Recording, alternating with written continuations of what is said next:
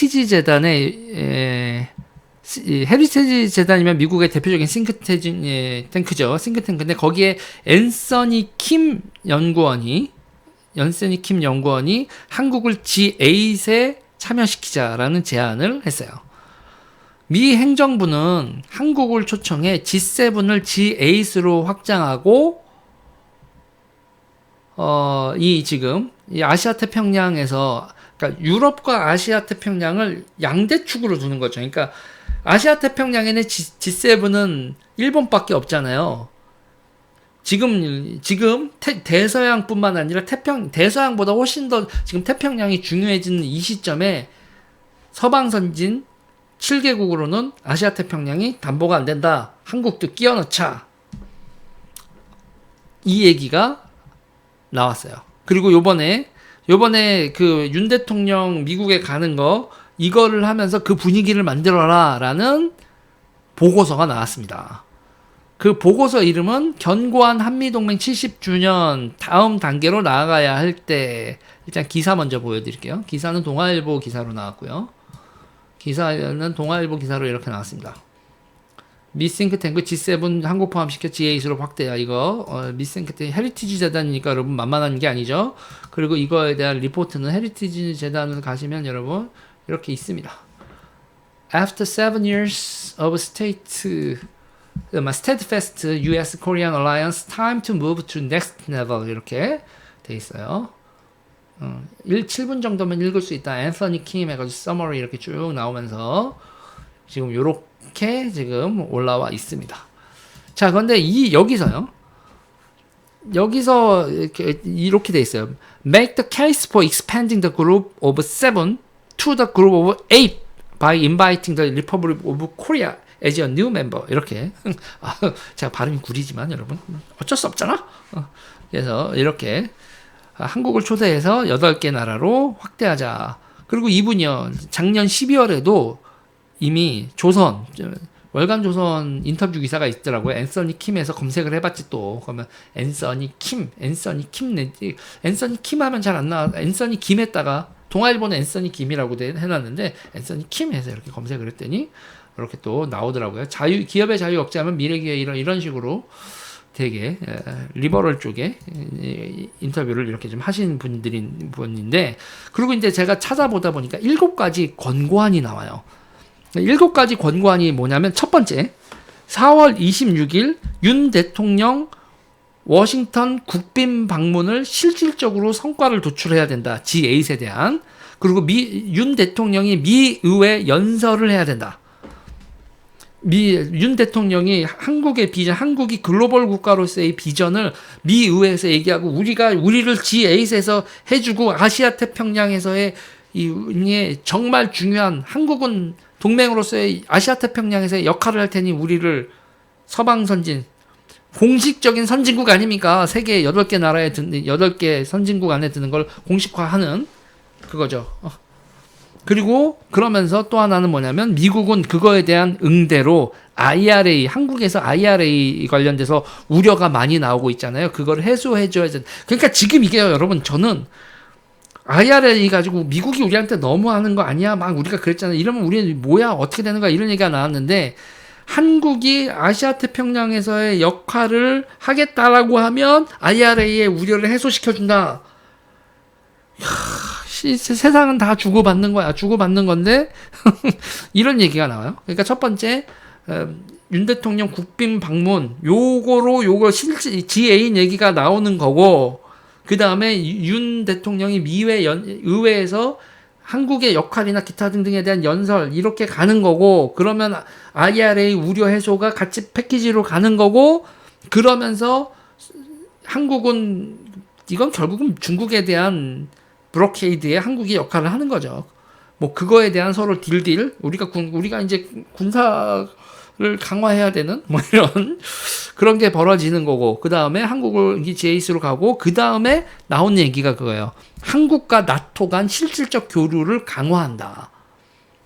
한국과 나토 간 실질적 교류를 강화한다. 여기까지는 여러분 그냥 다 우리가 들으면 무슨 얘기인지 알겠어. 그 다음에요, 3SI에 한국 참여를 권장한다. 3SI? 여러분 3SI? 저도 이거 한번 그냥 스쳐 지나갔었던 거지 이거를 잘 안 들었었던 건데 3SI에 나토와 한국이 실질적 교류를 하고 3SI에 한국 참여를 권장한다. 3SI를 찾아봤지. 3SI를 찾아봤더니 뭐냐면요. 3C 이니셔티브예요. 3C's 이니셔티브. 3C's 이니셔티브가 뭐냐면 여기서 보면 발틱 아드리아틱 그리고 블랙시 이니셔티브 이렇게 되는 거예요. 여기 있는 나라들 있죠. 오스트리아, 불가리아, 크로아티아, 체코 공화국, 에스토니아, 헝가리, 라트비아, 리투아니아, 폴란드, 루마니아, 슬로바키아, 슬로베니아 이 나라들 여기 지금 지도에 표시되어 있는 요게 보이죠, 여러분? 요거 흐릿하게 되어 있네. 예, 요 나라들이요. 요 나라들이 3C 이니셔티브. 여기 요 바다 이니셔티브예요. 요 나라들이 이렇게 뭉쳐 있다라는 건 여러분 뭐겠어요? 딱 봐도 뭐죠? 이 나라들은 중부 유럽 국가들이죠. 중부 유럽 국가들이 이게 독일 왼쪽 이쪽보다는 좀 못 사는 나라들이잖아요. 러시아랑 이렇게 돼 있고. 그래서 이 나라들이 발전을 선진국으로의 도약을 꿈꾸고 국방력 강화, 러시아의 침략으로부터 러시아의 영향권으로부터 빠져나오고 그 다음에 선진국으로의 도약을 꿈꾸는 그 3C's 이니셔티브 여기에 한국을 참여를 시킨다? 한국이 참여가 된다. 여러분 한국이 참여가 된다는 건 뭐겠어요? 이 나라들한테 한국은 뭐죠? 이 나라들이 한국이 부러운 게 군수산업 그리고 첨단산업 이런 거겠죠. 딱 서방 국가들하고 다른 여기 또 멀리 있는 요 나라들한테 그러면 우리가 이 나라들의 국방이라든지 그러니까 가성비 있는 이 나라들이 감당할 수 있는 가성비 있는 무기를 공급할 수 있는 나라가 우리나라잖아요. 그리고 저기는 러시아의 프론티어가 되어 있는 저 나라들이고 그렇죠? 그래서 이 3C 이니셔티브에 한국 참여가 권장이 된다는 건 한국이 저기서 무슨 역할을 할까? 제가 보기엔 저기 폴란드 아니에요? 폴란드 요번에 우리가 무지하게 탱크하고 자주파하고 팔아먹었잖아요. 네. 한국이 저 나라들을 맡아서 지도 편달을 한다. 저기다 여러분 화약기지요. 화약공장. 이쪽에 화약공장. 이 나라들은 화약공장도 어느 나라가 주도로 짓느냐? 제가 보기엔 지금 이 3C 이니셔티브에 한국이 참여해야 된다는 건 여기에 병기와 탄약을 한국이 주도한다. 가능성이 있다고 봐요.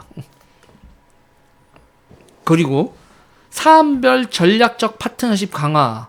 그래서 한미 2030 부산 엑스포가 여러분 부산 엑스포 유치 지지 같은 그런 거를 딱 찝었어요. 지금 사우디하고 한국하고 경쟁을 하다가 뭐 지금 사우디 쪽으로 기운에 뭐네 이렇게 됐는데 사우디가 지금 중국하고 같이 이렇게 요번에 사우디, 이란, 중국 이렇게 해서 북경에서 생쇼를 했잖아요. 이러면 엑스포는 우리가 사우디가 이렇게 나오면 엑스포 부산 지지해줘야지 뭐 이런 식으로 사안별 전략적 파트너십 강화 거기서 아주 구체적으로 한미 부산 엑스포 유치 지지 이런 것까지도 얘기가 나온다. 3C 이니셔티브 앤드 7가지의 제안 7가지의 권고안 여러분 어때요? G8 갈까요? 대한민국 G8을 이런 식의 이거는 그냥 헤리티지 재단하고 기타 등등 나오는 얘기라고 싱크탱크에서 나온 얘기 가볍게 보면 안 되는 거거든요.